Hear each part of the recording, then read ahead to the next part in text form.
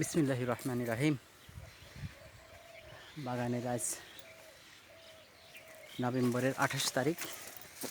বাগানের এই পরিস্থিতি, পেয়ারা গাছের ডাল কাটার পরে এইরকম পরিস্থিতি হয়েছে। ফুল আসতে শুরু করেছে।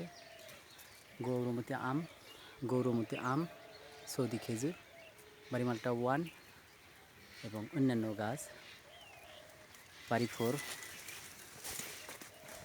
এমিরেট পালমার, থাই কাটিমনের পরে আসছে হচ্ছে এই ব্যানানা ম্যাঙ্গো,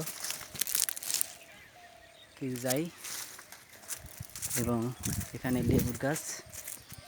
দেখুন প্লিজ, এখানে লেবুর গাছ, নটকনির গাছ, এটা এই যে লেবুর গাছ,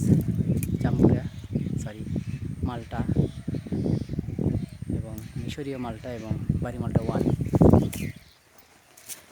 এখানে লেবুর গাছের কলম করা লেবুর গাছ, সুগন্ধি লেবু, এটাও সুগন্ধি লেবু। এই যে দেখুন প্লিজ, এই হলো মালটা গাছের চেহারা।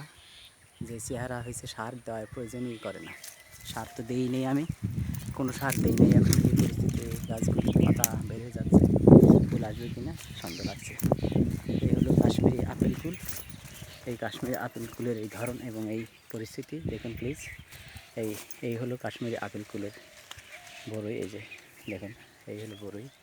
এই যে বড়ই ধরে আছে কত, এর নিচে দেখুন প্লিজ, এই দেখুন প্লিজ, বড়ই দেখেন কত বড়।